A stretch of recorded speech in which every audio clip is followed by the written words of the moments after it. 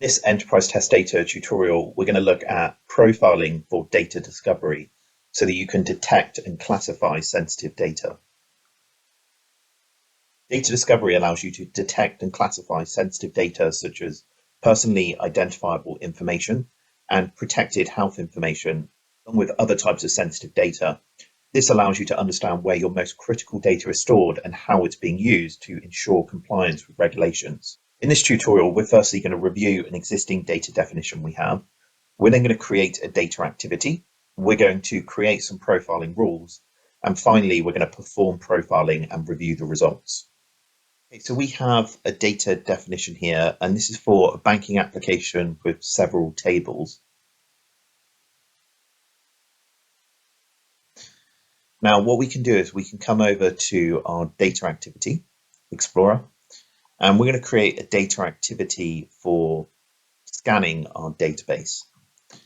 So we'll call this our profiling of our bank.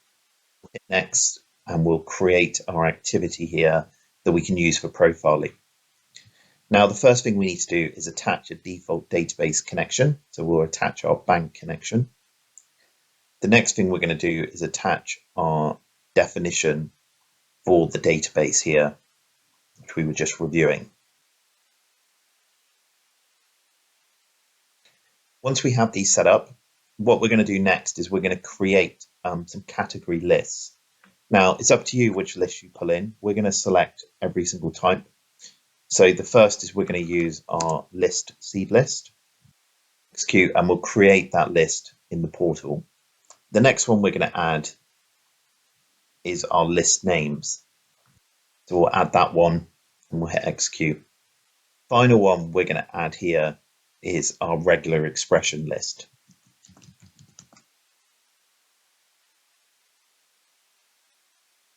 We'll see we have these three lists embedded.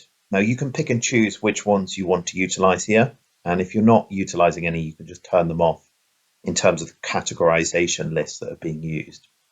But basically, these three lists we've added are going to be lists which help us categorize and profile our data. So the first list we're going to look at is our regular expression list. And what this looks at is it looks at the underlying data. If the underlying data matches these regular expressions, it will assign the following category tag to it to allow us to know what kind of data is being stored in these fields. The other type of list we have here is going to look at the column names that are available. And again, it's using regular expressions to look at these column names, and it's going to assign an appropriate category tag if the column name matches one of these fields here. And we'll see we've got a pretty comprehensive list. These are also extendable at any time, so you can add your own to customize with your own name list depending on your domain. The third list we have available is going to use seed lists. And what this is going to do is it's going to look in the current application, and it's going to apply these different lists and look at the data embedded inside. And if the data inside, for example, first names, matches one of these particular fields in here, it will go away and it will tag it with that associated attribute in here. That's it. So that's how we can set up our data profiling utility. The next step is using it. So to use this, what we're going to do is we're going to create a submit form, and we're going to call this our bank profiling, and we'll put it under the group of scanning. And this is going to create a form which can be embedded in your organization and executed by anyone to perform profiling. To utilize this, we can come in, we can hit the execute button, and we can perform our scan. Hit execute here.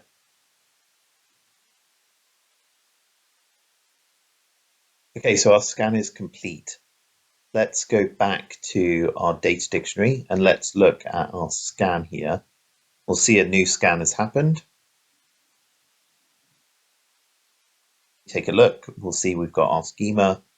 We can open up these tables, and what we'll see is that particular values have now been scanned, and we can see the associated tags have been added to every single column in the table. This is where we can now go in and we can manually add new tags if we need to, or we can edit the existing tags that have been assigned. We can also come into particular columns here, like the location, and we can view an analysis of what's been made. We'll see things like our row counts, some example values, and some possible expressions that could be embedded for data generation. Thank you for watching this video. Visit curiositysoftware.ie to learn more.